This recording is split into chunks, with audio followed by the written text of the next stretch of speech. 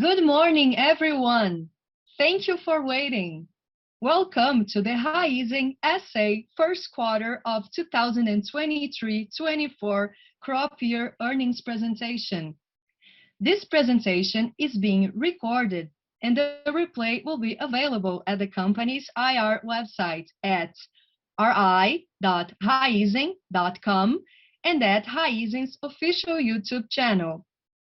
We would like to inform that all attendees will only be listening the presentation, and then we will start the Q&A session when further instructions will be provided.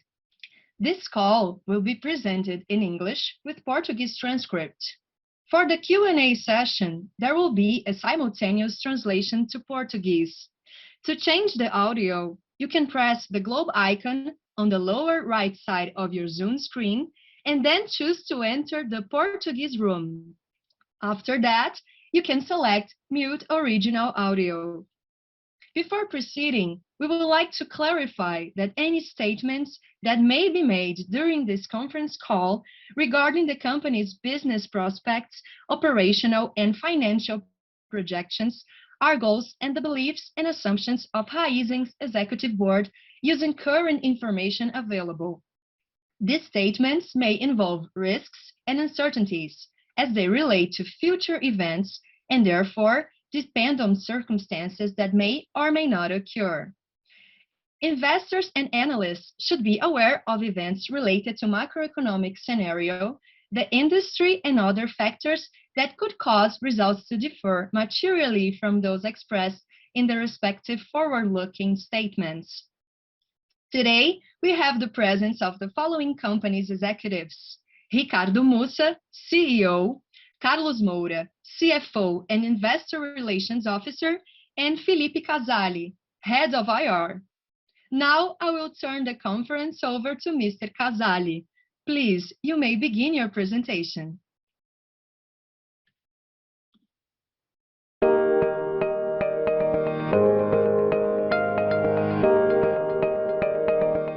Good morning, everyone, and thank you for attending our Raízen results presentation for the first quarter of the 2023-24 crop year, now with this new format. Here with me today is Carlos Moura, our CFO and IRO, and our CEO Ricardo Mussa will join us later via Zoom for the Q&A session. I would like to point out that this presentation is also being broadcasted on our YouTube channel with Portuguese subtitles. So to begin the presentation, let me invite Carlos for his introduction. Good morning, Carlos. Good morning, Felipe. Good morning, everyone. Thank you for being here with us. This quarter, we had important structural progresses and dealt with circumstantial challenges. It's important to mention our priorities and levers to value creation presented at this year's Raízen Day, and from which I highlight the following. First, mobility. We continue to make progresses in expanding our network, reinforcing the dealer centrality. However, internal and external circumstances caused strong volatility in the industry margins and resulted in a complex operational environment with excess of diesel supply in the market, in addition to macroeconomic effects in Latin America. Additionally, successive price drops in all products resulted in effects on inventories. Under any circumstances, we will continue to strengthen the Shell integrated offering. In addition to the number of the stations, we increased sales to the auto cycle and aviation. Our mobility teams in Latin America are even more prepared and confident in their ability to navigate this environment and deliver solid results, evolving as the year progresses. I am pleased to announce the progresses made in the recovery of agricultural productivity. We started the harvest with accelerated crushing and superior performance rates. Our crop has been exceeding expectations. Our guidance of 80 million tons this year will be reached, and we will generate more products for commercialization and, naturally, dilute costs. In sugar, prices are favorable cycle, in accordance with our strategy to advance in the value chain with direct sales to the destination and product differentiation. In ethanol, we decided to support an inventory position that would allow us to adapt to scenario of market prices. Despite the pressures in the capital structure, we are confident that this position will promote benefits and we will maintain the differentiated mix of anhydrous and industrial ethanol for several markets and applications, capturing premiums over the benchmark. In the power segment, we continue to capturing opportunities in the market, intensifying partnerships and gaining scale. We grew consistently our distributed generation customer base and sales levels. We are making progresses in E2G with investments within expectations, including 5 plants currently under construction. We will inaugurate the plant at the Bonfim Bioenergy Park in the city of Guariba, state of São Paulo, which means that the world's 2 largest cellulosic ethanol plants in operation are from Raízen. Regarding the capital structure, I would like to highlight the rigor with our commandments. The investment grade status was reaffirmed by 2 risk rating agencies. Our leverage at the end of the quarter follows the harvest seasonality and our commercialization strategy.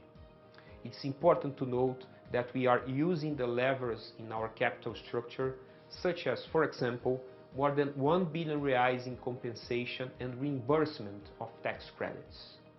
In the next slide, please see the highlights of the results released yesterday. Despite the lower volumes sold in the first quarter this year, we were able to capture cost efficiencies which more than compensated the lower level of revenues in the period. As you can see, our EBITDA was positively impacted by improved results in sugar and affected by the lower contribution from renewables and mobility, as I have mentioned earlier. At the corporate level, we recognized a non-recurring extemporaneous effect of tax credits. Despite being a part of adjusted EBITDA, we reiterate that these effects should not be considered for the calculation of the guidance in this year. The nature of these credits is similar to those accounted for last year and will contribute to enhance our tax shield and future cash dynamic. Now, I call Philippe to come back and provide more details for each of our business segments, and at the end, I will return for some closing remarks. Thank you, Carlos. I would like to start with the mobility segment and with the results of the operation in Brazil and Latin America. So despite the increased volume sold from our operations, margins were affected by operational circumstances this quarter, especially in Brazil. In Argentina, we have made relevant efforts to sustain margins even through and amidst a challenging economic scenario in this election year. We are improving the balance of local capital structure to adequate the current scenario of capital restrictions and controls. This means funding denominated in Argentinian pesos and running the operations at a higher leverage than usual. Now let me give you some color on Mobility Brazil. As you can see, this quarter was strongly affected by a new dynamic of increasing production locally with an incentive for opportunistic imports. That scenario caused an oversupply of diesel and consecutive price drops, further creating a challenging environment for our operations. We have seen new pricing dynamic from the major supplier that should reflect in lower volatility in prices, but an increasing volatility in the supply, mainly on the diesel. This dynamic should benefit our supply strategy gradually throughout this year, as we expect a recovery in returns. In diesel, you can see how the price movement of both the molecule sold by Petrobras and the imported one went down. But July already shows a different trend, reflecting what I have just mentioned. Now going to the next slide here, the same movement occurred in the gasoline ethanol and aviation fuel, with negative effect on prices throughout the quarter. Worth mentioning that we have a more relevant penetration on ethanol in our operations, which maximizing the challenge of the turnover of our inventories. As a result, the total inventory effect on margins led us to a result of 59 reais per cubic meter, which when normalized by that effect takes us to a 94 reais per cubic meter. But despite these impacts, we made progress in the structural aspects that supports our long-term strategy in the mobility segment. And as we can see, we expanded our network of service stations and customer base, increased the volumes sold in the auto cycle and in commercial aviation.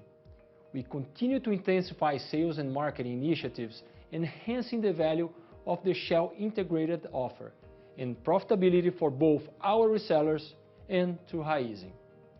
I should mention that the progress made in the Shell box with growing numbers in both users and transactions, and in the lubricants business, we are expanding sales on branded products, seeking to reach our fair share on retail and B2B.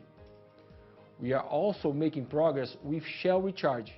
We reached 346 OXXO branded stores, which takes us to over 2,000 points of presence in our operations. Now let's move to our agro-industrial operation, which was the highlight of the quarter. Despite slower progress in crushing due to rainfall in early April, our TSH, or tons of sugar per hectare, showed strong progress, which resulted in an increased production of sugar equivalent. We are also maximizing the sugar production mix, taking advantage of the cycle of improved prices. For this year, we expect to crush at least 80 million tons of sugarcane, already reaping the results of our journey of agricultural recovery. We remain firm with our investments to bring agricultural productivity to superior level. We completed more than 2/3 of this journey, and we are on track to reach full potential of our production. Soon the 4th, 5th and 6th cut will be adequated at the levels of productivity that we are seeking, increasing our product availability, improving returns and cost efficiency. Now speaking about renewables and sugar costs, this harvest will certainly bring important gains in efficiency, reflecting our better productivity and having a stronger dilution effect on fixed costs. We also saw a relief on diesel, fertilizers and other agricultural inputs, which will help to improve our cost dynamics.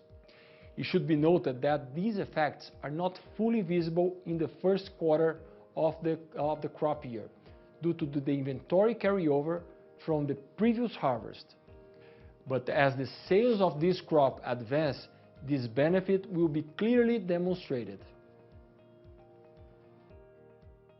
Looking at the results in renewables and sugar, the lower revenue was more than offset by lower costs of goods sold in the quarter, resulting in a strong expansion of gross profit, mainly from sugar.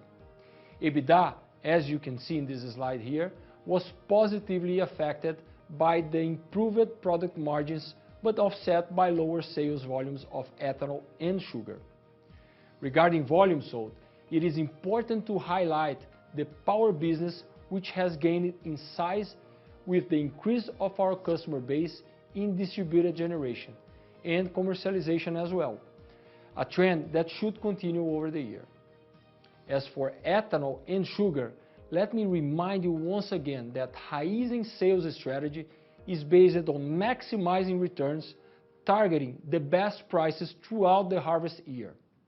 That said, in this quarter, there was a concentration of lower volume sold, added with the setting up of inventories for future sales. Now, I would like to provide an overview of prices, starting with ethanol. As you can see, the circumstances in the market pushed ethanol prices down with successive drop. Our integrated positioning and portfolio explores different markets and applications for ethanol, which has contributed to capturing higher prices. An important point I would like to draw attention to is that the quarterly sales mix included smaller volumes for exports and industrial ethanol. However, as shown in this slide, our sales strategy for this year continues unchanged and will ensure higher returns over local market prices. Regarding sugar, we are entering the 6th harvest year in a row with prices at higher levels, this time with a 20% premium over the previous year. We have hedged prices in BRL terms, ensuring expansion our returns by combining higher volumes, better prices, and the lower production costs. As you can see, even in a scenario of lowering prices in the future, here in orange, the prices remain very constructive levels. Taking advantage of this higher price cycle for the commodities, we continue to increase our presence in the sugar value chain, making more and more sales directly to destination, since 100% of our own sugar is already sold without any intermediaries. Well, now I'll be calling Carlos back for his final remarks. Thank you, Carlos. Thank you, Felipe. Before we go through the cash flow for the quarter, I would like to share some information about one of our liquidity levers supporting our balance sheet, recoverable taxes.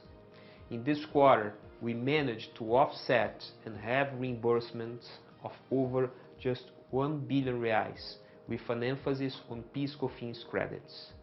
This quarter, as detailed in explanatory note number 8, we recognize extemporaneous credits which will be relevant to our company in the coming years, in compliance with tax standards.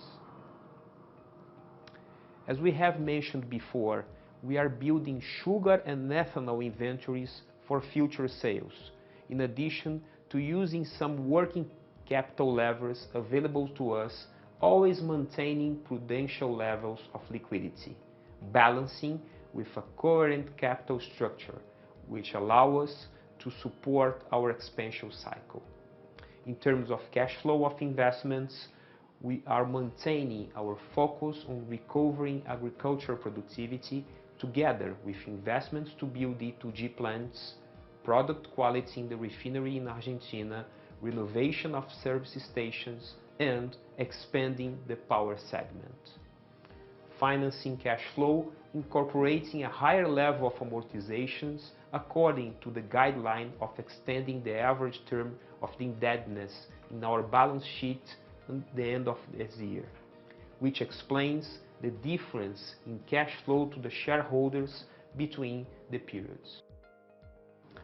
These effects also explain the seasonal fluctuation of net debt.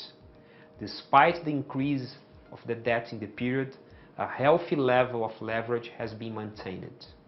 Our indicators are always convergent at the close of the crop year, giving our sales behavior pace and our margins. We have always done here, I would like to share with you the analysis of opportunities and challenges that lie ahead for us, listing them in this slide.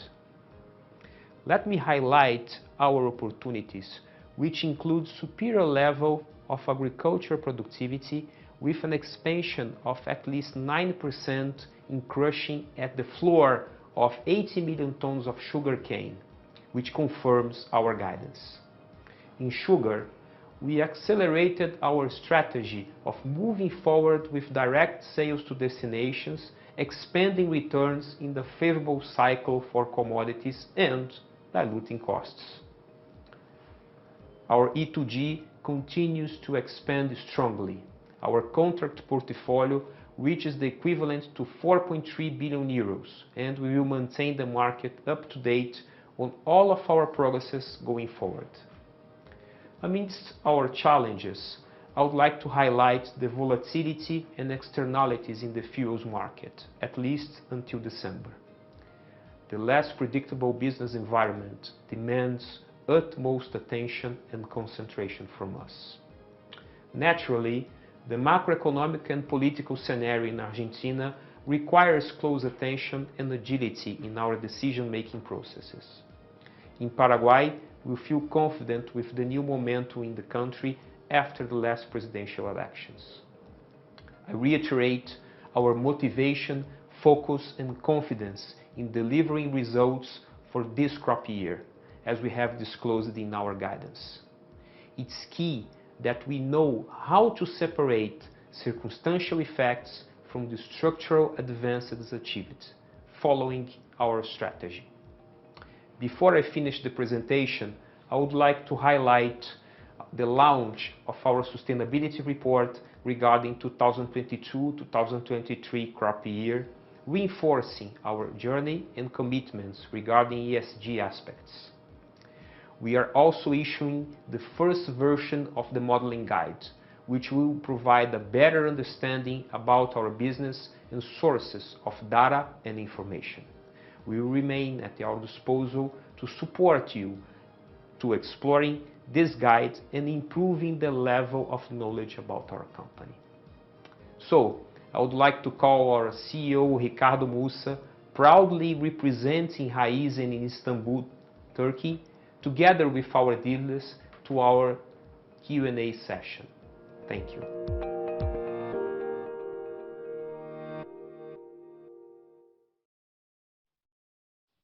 We will now begin the Q&A section for investors and analysts. If you wish to ask a question, please press the button Reaction and then click on Raise Hand. If your question has already been answered, you can leave the QE by clicking on Put Your Hand Down. There is also the possibility to ask your question through the Q&A icon at the bottom of the screen. You may select the icon and type your questions. Written questions that are not addressed during the earnings call will be returned by the Investor Relations team. We kindly ask that you make only 2 questions. Our first question comes from Mr. Luis Carvalho from UBS. Mr. Carvalho, the floor is yours. Hi, everyone. Thanks for the opportunity for making the questions. I have a couple, basically 3 here, if I may. The first one, Mussa, if you can, share some views about the recent Petrobras price increase, both in gasoline and diesel, on the light of the fuel distribution business, on the light of the sugar and ethanol business, and also the strategy of the company in terms of supply, fuel supply. That would be the first one. The second one, if you can also give us a bit of an update in terms of the contracts on E2G and how the margins are performing. It's always good to hear from you how the business and the competitive environment is evolving. And lastly, if I may, a very quick one. We had the primaries in Argentina, and we saw massive depreciation of the currency during this week. So just wondering if you can share some views as well in terms of how should we think about the returns and the outlook for Argentina. And if that's the case, despite that you reiterated the guidance, if that poses some risks to the company guidance. Thank you. Thank you, Luis. Ricardo Mussa here. Great questions. The first one on regarding Petrobras price increase. Of course, we were expecting this price increase, in my point of view, because the situation was really challenging to support especially the diesel supply in Brazil. We're also seeing what's the impact on the ethanol business. So to be very clear, of course, it's very positive to us on the ethanol side. We were concerned. Ethanol prices were really, really low, and that's why you can see that we sold less than we had initially anticipated for the beginning of the crop. So it turns out to be a good strategy. So we are seeing now the ethanol price recovering with this price increase from Petrobras. And more than that, I think it's a great message to the market that Petrobras is following the international parity prices. Of course, with less volatility, as Jean-Paul said before, but I think it was a great example that gives us confidence moving ahead on both business. I think the best impact that we're going to have is on the sugar and ethanol business, because this will drive ethanol prices up, and it should. So this was a good momentum for us. Related to your point on our strategy on the fuel business, we have been very close to Petrobras. We're trying to protect our quota as much as we can, and of course, being able to have access to the cheapest molecule, that as much as we can share right now. But I think it was a good. We were very glad with more than the price increase, but much more with the behavior that's showing that the Brazilian market will still following with, of course, with less volatility the international market price. So this gives us, I think we did the right strategy here, being close to Petrobras, protecting the quota. But looking ahead, I see a very positive trend. We already saw that happening in July, especially now in August. So it's a good moment. To your second question on E2G contracts, I think the market hasn't changed. What I'm seeing right now, Luis, is the demand from sustainable aviation fuel is getting stronger. And I think the market prices that we have seen hasn't changed much. We are still seeing premiums now above 100% from E1G prices. I think the thing that we are seeing now that is better than before is our cost of production is going down. So we are having good results in our Costa Pinto plant. The plant is running better than last year, is running with lower cost, with less enzymes. So now we're very anxious, of course, for the next month that we will start Bonfim plant, the second one, much larger one. So I think for me, the market hasn't changed. It's still very high margins, but the good news, Luis, is that we are seeing our production going in a very good direction, especially costs is also going down. Argentina, you're right, we had a still very risky scenario. We are seeing the devaluation right now. So the most important piece of the equation now in Argentina is to pass through prices. So of course, that's what we're trying to do as much as we can. Still very good volume, still very good margins, but you are right, there is risks here involved, especially going through the elections, and we have seen the three potential candidates very close to each other. So it seems that we're going to have until November, nothing is decided, so it's still risk ahead of us. But we are better than we anticipated initially, so the results are a little bit better. Paraguay is doing great also, both on volumes and margins. So we are still confident. There is nothing here that changed the course. We already made our business plan in our guidance, putting some downside of the potential devaluation of the currency in Argentina. So it's already embedded in our guidance. Okay, very clear. Thank you very much. Our next question comes from Thiago Duarte from BTG. Mr. Duarte, the floor is yours. Yeah, thank you. Hello, everybody. Musa, Carlos, Felipe, and everybody else. Yeah, two questions on my side. I'll start with the sugar and ethanol segment.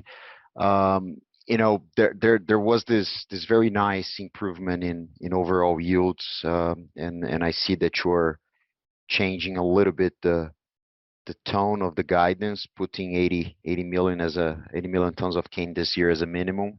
Feels like more confident that you're going to be able to deliver above that mark. But there was a little bit of I sense a little bit of a disappointment in terms of the cost dilution, which didn't show up as strongly, at least as we were expecting in the quarter. You mentioned in the earnings release the carryover from last year inventories, which obviously are coming with higher cost, and obviously the delayed start to the crop probably didn't help much for you to get the full operational leverage that you could have get in the quarter. So other than these elements, my question is really whether there were other elements that could explain the lack of significant operational leverage. And looking forward, as you think, and since you guys are reiterating the guidance, if you could, at this point, come out with a figure, how much in terms of unitary cost you expect to see a deflation this year, in the next quarters, for the balance of the crop year, that would be great to hear. And the second question, and going back to the, a little bit to the previous discussion on fuel, and the sourcing and origination of fuel in Brazil, along with Petrobras' decision to hike prices this morning. So it looks like, you guys didn't participate much in this cheap import, especially from Russia, in the quarter and since the beginning of the year. So if you could talk a little bit about, assuming that these cheap imports become viable again, whether the company will be ready to tackle these volumes, or in an opportunistic way, I presume, or we should assume that the company will continue to stick with Petrobras in a more consistent way, as the main source of fuel, and even though this might harm market share like we saw in the past few months. So if you could, I think, Musa, elaborate a little bit more on how we should think about sourcing going forward. Thank you. Thank you, Thiago. I think for both your questions, on the first one, it's just a carryover. If you look into we have enough cane, Thiago, today, on the field to 83 to 85 million tons. So the only reason we are putting 80, because there is the risk of not being able to harvest everything. So of course, we are very confident the quality of the sugarcane. We are getting fantastic results. If you look into our July numbers, we have record crushing, record mix. So it's really in a very good position. You see on the next quarters these effect, the cost dilution coming. So if you look into how much we have done the same volume of last year with less than 20% of the acreage that we had last year. So you are going to see a lot of that coming into our numbers once the products are sold throughout the next 3 quarters. So I have zero doubt that this will happen. There is nothing here different. We are seeing a cost of fertilizer the same level that we had on 2019. So going down, we still a good momentum, Thiago. I think it's just a matter of the time. Of course, there's still the risk of El Nino. So we don't know how much harvesting days we have ahead of us, but very strong production on the field, very good mix. We still some sugar to hedge by the end of the year, and now with this price increase that we have seen on the gasoline prices, we see some recovery now on the ethanol price moving ahead. So it's a very good setup for the next quarter. So you're going to see that on the numbers. Our strategy here, of course, when we're talking about the fuels business with Petrobras, we did our best to protect the quota that we have with Petrobras. We see Petrobras being not aggressive, but want to keep their clients in a competitiveness way. Of course, it's new. It's something that we are still adapting. So I don't think we did a fantastic job on the first quarter of the year. We are improving now, but I still believe we have the best team in place to tackle the strategy here, to have the best molecule. It's a very good question, Thiago. It depends how much we're going to see the import parity open or not. We're still very close to Petrobras. That was our first idea, but we always be seeking the most competitive molecule moving ahead. And we are learning here with this new pricing policy that they have. And I think we figured it out now how to move ahead. But of course, we don't share much, Thiago, on how is our strategy moving ahead. What I can guarantee to you, we are going to be always very competitive in protecting our branded service stations. As we did, you can see that we keep them, we gain market share on the branded one. We still grow in the branded service stations. We did a terrific job on increasing the new contracts, and that's where we rely. And we saw already a very good change on these second quarter on our margins behavior. So we should be much better positioned on the next months. Musa, if you allow me just to make a compliment about the first question of Thiago. Good morning, Thiago, and all. Just to highlight to you the information that we presented at our release, considering the agriculture production costs in the page 8 of the release, that we increased the cost 3.4% year over year. It was a very good performance. And if you take into consideration that is the future or the going forward level of increasing costs, and you have at least 9% in the growth of the crushing in this year, at least, you can calculate the effect of minimum dilution that we have. Obviously, we are working to reduce even more the cost increase over the production side, but this is a good proxy to analyze our future performance. Yeah, that's great. Thank you. Our next question is from Mr. Leonardo Alencar from XP. Mr. Leonardo, the floor is yours. Good morning, everyone. Thanks for taking my question. I would like to get some more information regarding this sugar strategy. It was interesting to see that with higher prices, you still have some room to improve the hedging position, so you may capture more higher price for sugar this season and the next season. But then you also build inventories for sugar, which is something probably we only heard from you guys. So I wanted to get a better understanding on what's the strategy here, if we should expect this volume from this quarter to be diluted in the next following quarters, or if you're expecting that to carry to the end of the year. So you can give some more details on that. And talking about the E2G, you mentioned in the release the new plant is going to be turned on September. I wanted to hear if there's anything still lacking, or if the launch is already ready for that. If you can expect how much of the production or the EBITDA from this operation to come on this season 23-24, so the pace of ramp up of the E2G. So just to get a better understanding on the pace of this new factory coming online now. That's it. Thank you. No, thank you, Leonardo. I think the sugar strategy here, of course, when you start the crop season, you start normally with more ethanol. Beginning of the season is always like this. We had an April that has more rain. It was good for the crop, but bad for the initial type of season. So you are going to see our mix improving ahead. So we're going to produce more and more sugar. Of course, the concentration of the deliveries. Normally, we are still seeing the stock-to-use ratio of sugar very low globally. So Brazil is coming with a big crop. But even with that big crop, we are not seeing the stock-to-use ratio to return to a normal level. Of course, El Niño, Leonardo, has not only impacting Brazil, but can also impact hugely India.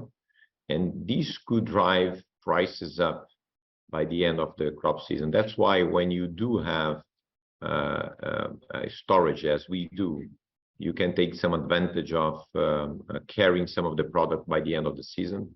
And there might be good moments for you to do that carry, not only with our product, but also on the trading side. That's why our strategy here, of course, we are protecting the balance sheet, reducing the risk, but we still see some bullish segments on the prices for sugar moving ahead. That's why we're always looking how to make more money on the sugar.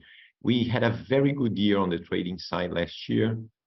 This year it started very good. Compared to the last year on our clients moving ahead, and we are very confident here, Leonardo. To your second point on E2G, is a commissioning phase now, so more than, I would say, 99% of the plant is almost done, so it's really the final touches of the plant. We should start commissioning now in September. We do have a very conservative ramp-up plan. So it's not going to be very material yet this year. We are not sharing that because we have so much demand. We don't want to share much right now how is going to be our production. But this is a very important milestone, Leonardo. The startup of this plant, I think a lot of the skepticism will go away once we start up. But there is still risks involved. We are very, very confident with the startup of the plant now in September. And as I said, these plants are very high capex, but of course, very low OPEX and very high margin and cash flow generation. We already seen that on Costa Pinto mill that is already producing at a lower cost. And we expect this plant to perform better than Costa Pinto in all the senses, for the scale, for the technology that we apply there. But each plant, we are going to see in our guiding, on our modeling here, Leonardo, we are going to see how much each plant is going to deliver on cash flow per year. It's everything there. You can put some numbers and play with that. I think the ramp up, it's between 6 months and 12 months to reach full potential. But let's see, it's a new startup. So I don't want to anticipate much right now, but we are very, very confident on the startup next month. Okay, thanks very much. That was an interesting study on the modeling guide. Thank you for that. Our next question comes from Mr. Bruno Montanari from Morgan Stanley. Mr. Montanari, the floor is yours. Hi, good afternoon. Thanks for taking my questions. I have one question and then one follow-up. Talking a little bit about the ethanol inventories. Clearly, you made the very right decision to hold on to inventories, as now prices are likely to increase substantially. So how should we think about the destocking of your ethanol production now? Should we expect this to be sold more aggressively in the current quarter, or is the idea to distribute them better throughout the rest of the crop year? And then the follow-up is on E2G. Musa, I get the comment that the costs are coming down, which is very good news. But can you give us an idea of where you stand versus, I believe, the range of margin the company was talking about was 50% EBITDA margin. So are you there yet in Costa Pinto? So those would be the two questions. Thank you very much. Oh, great question, Bruno. Regarding ethanol, of course, we cannot share the strategy on where we are going to, when, and we're going to commercialize the ethanol. We are very focused on the export segment, of course, and we see opportunities here in Brazil. Normally, it was, for me, what I was glad here, Bruno, when the behavior of Petrobras of following international, despite the fact it's less, I would say, frequent, it was a very important statement to us to be able to believe or reassure our strategy here. So we are more confident on the strategy that we have. If you look today, the parity price of ethanol at the pump is around 62%. So consumption in Brazil is increasing right now because ethanol is more competitive than gasoline, at least in the most important states that consume ethanol. And this price increase should, of course, drive prices up. And I don't know if it's yet the best moment to commercialize. That's up to my trading desk to decide. But it's difficult to say right now, Bruno. And even if we knew, we wouldn't share. But normally we do that we have highest prices on the last quarters. That has been, if you take historically, that has been happening. But we don't know. Normally it depends on a daily basis. Regarding E2G, we've not changed the margins to the same. I think where we are more confident is on the bagasse, is the quality and the cost of getting more bagasse into the plant. The tests are phenomenal. So we've been able to reduce the logistics to get more bagasse available into the plant. And these reduce considerably the cost. The second one is the enzyme production in Brazil. We are working hard to bring that. That's not in our numbers today. and I'm very confident that we are going to have local production in Brazil that will reduce cost not for those initial plants, but for the future plants. But the numbers are better than we had, Bruno. But I would stick. Of course, we have to wait a little bit more to see how this second plant will perform. Still risks involved on it's a startup, but from what we're seeing on Costa Pinto, there was not a single year that the cost didn't went down, and not a single year that the productivity went up. So when you start having, I'll give one example, Bruno. On the Costa Pinto right now, we didn't have spare parts on the equipment. Now we do. So even the how much available time you have on the plant is better now because we have spare parts. Once you have 2, 3, 4 plants, then it's even easier to do all that. So I think we build this business plan in a very conservative way, the ramp up, the cost. So I see more potential upsides than downsides, but we have to be careful, and let's see how Bonfim performs next quarter, and then we can share more information, Bruno. Good news. Thanks a lot. Our next question comes from Lucas Ferreira from JP Morgan. Mr. Ferreira, the floor is yours.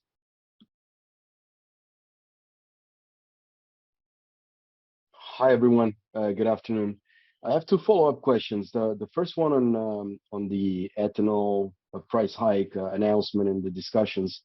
I had the feeling that this would be a much less relevant discussion for you because of your export strategy, and since we're seeing oil prices on a much better level now, even currency. So my question is, if you don't have and since the ethanol prices are up 16%, but from a very low level, if you still don't have much better sourcing, or actually much better prices in the international market than even after these increases in Brazil. And the second question is regarding marketing and services and the discussion on the Petrobras quota, and wondering, I don't know if you can share that, Musa, but how much of your sourcing is from Petrobras today out of the total, if any idea that how much this in theory could be growing in the future. Also asking because of the working capital effects that these has in your numbers, right? Thank you.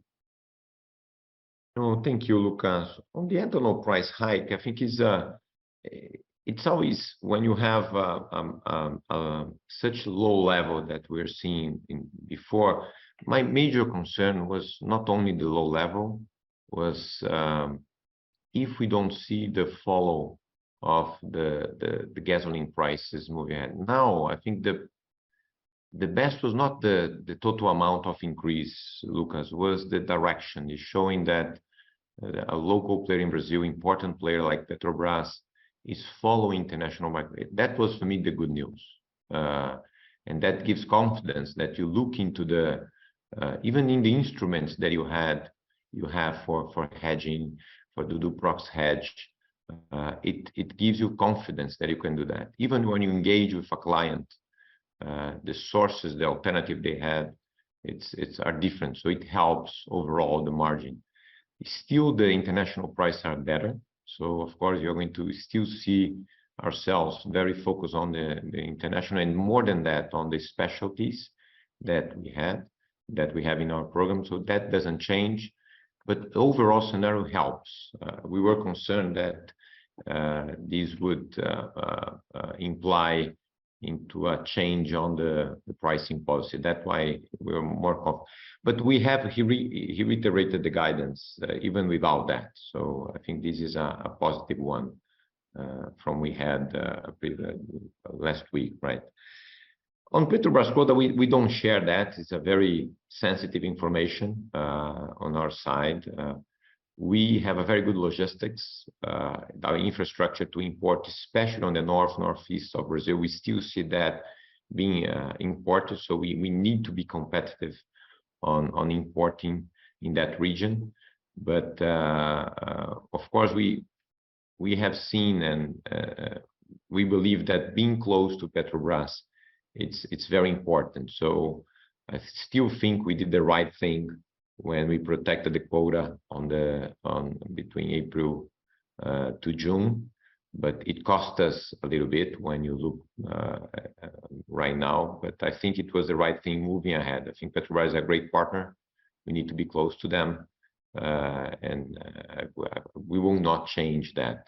But having said that, we also have a very good logistics and infrastructure to import. We need to be competitive to our base, and we see all that as at least these changes on Petrobras we are learning as we go, and I think we figured out now how these the next quarters will be, and we are going to plan accordingly. But we won't be able to share much on our strategy for the next few months. But we have a lot of discussion internally how to do that, and I'm very confident, as I said before, Lucas.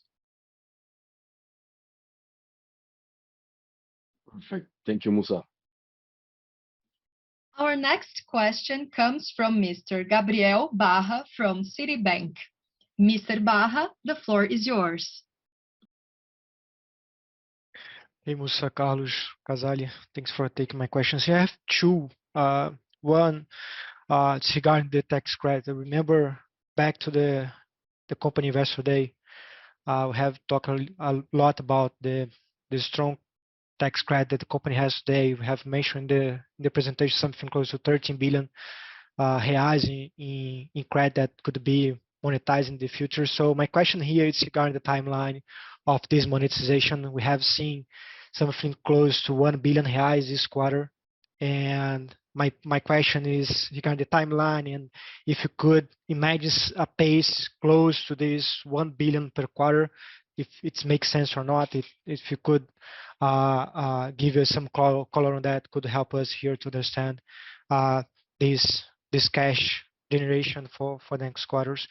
The second one, it's more a follow-up and a new question here. It's regarding the E2G. Also touch base here regarding the opportunities here in the E2G, taking account that you have a new plant come online in the next 1-2 months in September. So my point here is regarding we have talked about the cost cutting, maybe capex optimization, leverage this operation. But one thing that I remember and have discussed during the investor day is regarding anticipation of the receivables. So if you have any discussion on that, what you think about that, if you are waiting for this new plant to start this process or not. So this could be something that I would like to understand here. And the second part is regarding, I remember back to the IPO, the opportunities that you have, not only in E2G, but we have discussed the opportunities in biogas, in pellets, for example. So if you could give us more color on, mainly on the biogas, what you see in terms of opportunities for the biogas, if it's more linked with E2G, given the Vaness supply and etc. So if you could give us more color on that, it could also here help us to understand the thesis. So those are my 2 points. Thanks for the questions. No, thank you, Gabriel. I'll let Carlos answer the tax credit and also anticipation of E2G, very important questions. I'll tackle after him the E2G opportunities and the biogas one. So please, Carlos, if you could go ahead. Okay, Musa. Good morning, Gabriel. It's a pleasure to talk with you. If you analyze the note number 8 of the financial statements, you're going to see under consolidated basis the space of 1.1 billion reais in this quarter, mostly driven by the PIS/COFINS. That's the main source of compensation, because you can offset this tax with all other federal taxes, and this will continue to improve going forward, especially with this new momentum of prices and commercialization in the market. We are continue to seek opportunities in the state VIT or ICMS, even in reimbursement basis or compensation, and this will probably accelerate it. And in Argentina, IVA, we will continue to have this drive of or level of compensation because we formed this tax shield due to the imports of fuels last year during the turnaround of the refinery. It's reasonable to assume the space of 1 billion reais going forward, naturally with some variation, but I think that will be reasonable, mostly driven again by the PIS/COFINS. Musa, please. Thank you, Carlos. Here on the biogas, Gabriel, what we are, of course, we have approved, we already sold the second plant. We are building that plant as we speak. And this is, if you look into the Bonfim plant, that the first biogas one that we've had, Gabriel, we were really focused on electricity, on energy. And we concluded that's not the best case. We are looking the opposite now. All the biogas that we produce, we have some solutions for that. So we have from the 35 bioenergy parks that we have, only 6 of them are close enough to build pipelines to connect to Gas Brasiliano or Comgás. That's exactly what's happening right now with the Costa Pinto mill that's going to receive the second plant of biogas. So for us, those 6 plants will happen, so that we are going to be the connection. The point that we are analyzing right now, what's the best use of the biogas moving forward? Clearly is not electricity, and something that is really caught our attention is fertilizer, because you can produce fertilizer using biogas.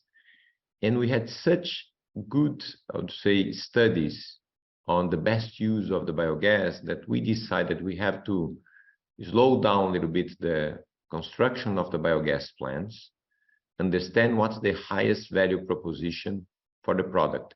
Because if we can replace, I give an example, the fertilizer in our production using biogas, Gabriel, you reduce the carbon intensity of your ethanol, also the E2G, and then you can have much higher premiums already on the contract. So it's a double effect. You have a reduction in your costs, the demand is yours. So this is what caught our attention. So we are spending more time and investing more money now on understanding the best alternative for biogas. That is going to happen, it's going to happen. We don't know if the final use is going to be for replacing this in our fleet, but it hasn't changed I think we are slowing down the investments as we had initially foreseen to understand what's the best use. But that's why you see we're going to have the second plant now up and running shortly. And the plant in Bonfim is also profitable one. We are making money on the contract that we sold on energy, and the results are great, especially on the lagoon. The performance is great. That's as much as I can share now. On the pellet one, we put that on hold. We don't see that as the best use of the biogas, of the biomass right now. E2G is much more important, much more relevant, and pellets would compete with E2G right now. So even with good prices of pellets that we're seeing from Europe today, we decided to focus on E2G and make all the bagasse moving to E2G instead of pellets. Thanks, Musa. Very clear. If I may follow up here really fast here, to Carlos regarding the question about the credit monetization. There is any opportunity here to anticipate this amount in the short term, and do you see any risk regarding the tax reform for this tax credit monetization? Gabriel, I don't see any major risk because the tax reform is setting a period of future compensation from the parts involved, and this is expected for from 2026 on. At this moment, we are working to speed up the compensation, taking advantage of the higher generation of revenues and profits going forward. Naturally, using this tax shield as much as possible until the enforcement of the new legislation. But there is a lot of to be fulfilled in this process in the Congress. We do not believe that will be changed in the very short term. And at this moment, our attention and concentration is, one, to speeding up this compensation in compliance with the tax regulation, and second, to understand the probable outcomes from the tax reform. Thanks, Carlos. Our next question comes from Mrs. Isabella Simonato from Bank of America. Mrs. Simonato, the floor is yours. Thank you. Hi, Musa. Hi, Carlos. Thank you for the call. My questions are on ethanol. I wonder if you have more color on ethanol demand and what's your views for the rest of the year. We saw that ethanol lost a lot of share on the auto cycle once gasoline prices came down and are trading below the parity. So I wonder if you have views that this parity could close throughout the next quarters, and what's the general view for fuel demand going forward. And also attached to that, if the increase on the blend is approved, what sort of real impact do you anticipate for demand in general? Thank you. Great, Isabella. Thank you. Of course, it's more recent. If you look into our data here, it's showing a recovery on the ethanol demand on the past 3 weeks, but it was really down compared to last year. I think the parity is making its job on helping the demand come back. So, and it's a matter of price, Isabella. If we're looking right now, the parity at 62%, as we are seeing, demand will pick up. And we're expecting that to happen. I think it worked. In the end of the day, that's the beauty of the system. When you have more supply and the demand price comes in and make it work, that's what we're seeing right now. And it's normal. That has been a normal year. The other year, last year was not normal year. Normal year, you have much lower prices during the season and much higher prices during the off season. Looks like this year is going to be exactly this. That's why you're going to see our inventory of ethanol higher on this part of the year, lower by the end of the year, and that I think will happen here, Isabella. I think between moving from 27 to 30% is still, we are confident this is going to happen at some point in time. It didn't happen yet. If it happens, we have enough volume. Brazil has enough volume to supply that.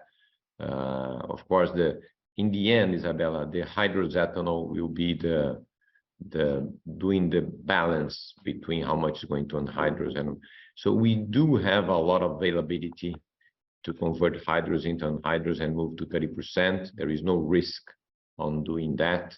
I think just follow. It's also good as a producer to have more demand. That's what the 30% will bring to the table. But for us, Isabella, as I answered to Lucas, we still more focus on the export segment and specialties. That's why you are, even during the crop season, you see our premiums higher than the market. And this should only increase the gap moving forward. We expect having higher premiums moving ahead. In our case in particular, Isabella, we are trying to squeeze as much sugar as we can, reducing the ethanol production right now because sugar is paying much more, even compared to export segment.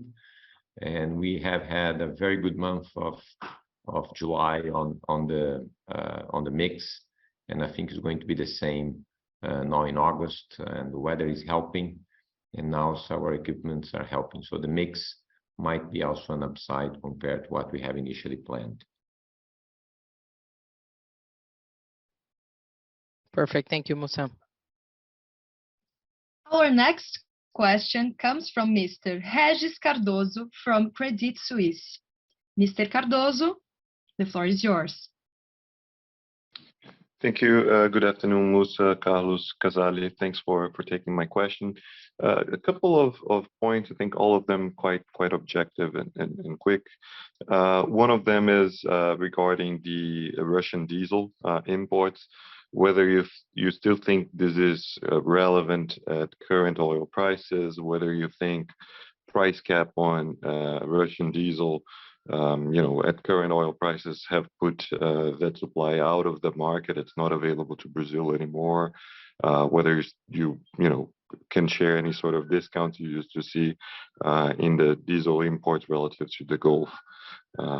So anyways, anything you could share about the Russian diesel and how it affected the competitive dynamics would appreciate it.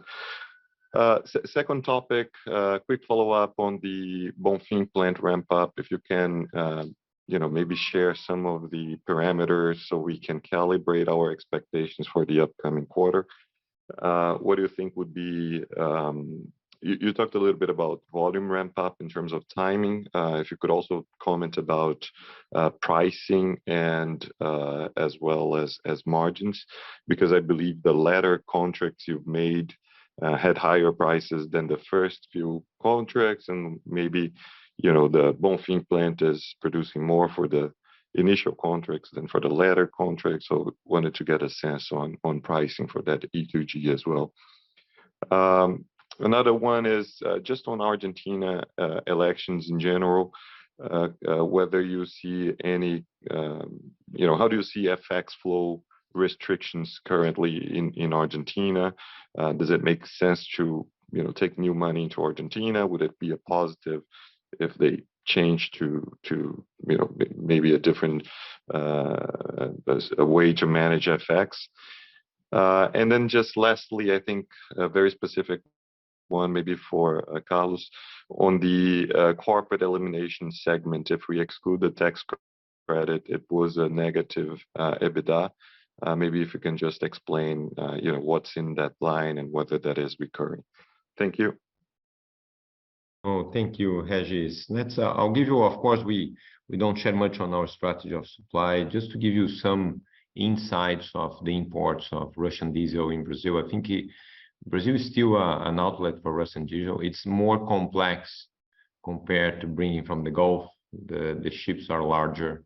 It's riskier. You need to have a compliance. So it's much more complex to compare. And what we have seen in our market intelligence here is that by February this year, when Europe started really and US to impose the sanctions to the Russian diesel, it tried to find outlets.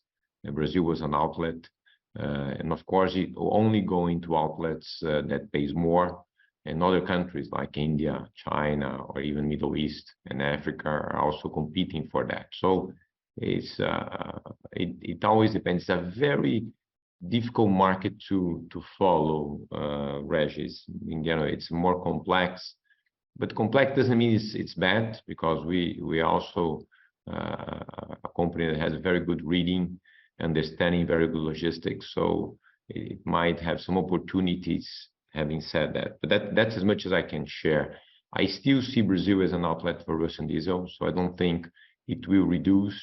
I think a lot of companies lost money with that, especially in July and now in August. So I think it will make some of the trading companies more careful about Russian diesel, because what happened now could happen in the future. Maybe they will ask for higher margins to do all that. So let's see how these evolve. But it's still, I think, Brazil an outlook for that.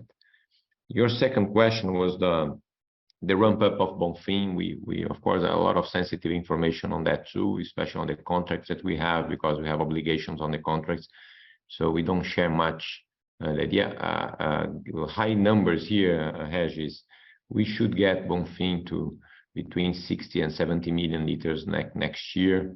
That's the plan. As much as we speed up the ramp up of the plant, there is considerable increase in our returns. And one thing that not many people look into is that the spot market of E2G pays much higher premiums than our contracts. So as much as we can produce more, even in Costa Pinto or Bonfim, the spot market price is today delivering much higher returns that could boost our returns. But that's as much as we can share right now, Regis. Of course, the modeling on the guiding modeling will help you with more information that are not sensitive. That's as much as I can share. To Argentina, your third question on FX, this is it's a risk that is still there. Argentina is struggling right now. I think I was concerned, that's my personal view, when I saw the elections, the primaries in Argentina, and the three candidates very close to each other. I was not expecting a devaluation of the currency right now, because in my view, I was expecting more of the current government try to keep lower inflation, very high in Argentina right now. So it was a good indication because it helps to reduce the gap. If we manage, and that's something to follow very closely here, Regis, if we manage to pass through prices, those devaluations, like we had this 22%, 21% that we're seeing right now, and this is going to reduce the gap of a max devaluation that might happen in the future and makes our protect our margins moving forward. So that's all the efforts right now is to be able to press through this devaluation, and these will dictate the risk moving forward. I was expecting this to happen closer to the elections, so this is a good test, Regis. I think the next few weeks, it's something to follow up. How is the price in Argentina happening? This will be a very good indication. I'll leave Carlos to answer the last one. Carlos, please. Thank you, Mussa. Morning, Regis. Regarding the corporate, we had an effect of 350 reais losses in this quarter, mostly driven of the unrealized profit over the inventories, especially between Raízen Energia and Raízen Trading due to the inventory positioning of ethanol. And this positioning has been created during this year with a different level of foreign exchange. And mostly the effect of the foreign exchange is causing, when you revert the unrealized profit, this effect in the balance sheet. We have also the reclassification of Grupo Nós equity that reached about 55 million reais, and other elements, including the expenditures with our financial services unit that we reached something about 25-30 million reais. Going forward, we expect a neutralization of this effect of the unrealized profit as usual. This will be compensated when we have the commercialization, and the other elements, according to the evolution of the results, we will disclose properly the effects in the corporate. But we didn't have any change in our criteria to recognize effects in this segment. And Regis, this is Felipe here. Just as a disclosure, on page 23 on the earnings release, there's also more information about everything that Carlos just mentioned here. Okay, and this will be, of course, disclosed over the next few quarters. And to conclude the call before I pass to the operator here, we have one last question coming from the audience here through writing. And I'll probably address that to Mussa. Could you elaborate on investments to improve product quality and reduce sulfur emissions at the refinery in Argentina? He mentioned here estimated amount of 150 million reais per year. And is that going to increase the capacity of the refinery operation? The question comes from Pablo Gonzalez. Thank you, Pablo, for the question. If you look into that, the majority of the investment was done last year. We have the bottleneck, yes, so we have increased. If you look into last year, Pablo, even though we had the turnaround of the plant, we have processed more barrels than the previous year. So we have a better capacity now than we had before. So you can, in a guideline model, you're going to see how much is the capacity, but it has increased. We still some pending investments there. The majority has been done already, but it's still this year some final investments that we have to, and then the plant is done, and we're going to be substantially reduce the investments on the refinery in Argentina. But this has been a very important turnaround once every 30 years, and now it's done, and the majority of that, the final pieces are on this year. So we're going to have a better quality product and higher capacity to the plant, and the demand is still going up in Argentina, record volumes this year again. So it's, of course, the risk in Argentina is really the political risk, the macro scenario. But other than that, margins are good. Our network is fantastic, and the refinery turnaround has pretty much been concluded. It's still the final stages this year. The Q&A session is over. We would like to hand the floor back to Mr. Ricardo Mussa for his final remarks. Well, thank you everyone for the call. As we made the statement here, it was very tough quarter, especially on mobility. Structurally, we did great achievements on the productivity, better than we had on the plan. E2G is right on track to deliver, so the plant is right next door now to start up. We were not happy with the mobility results, focusing a lot on the cost side, reducing costs, and focusing much on the supply side to make sure we have the best molecule to our network.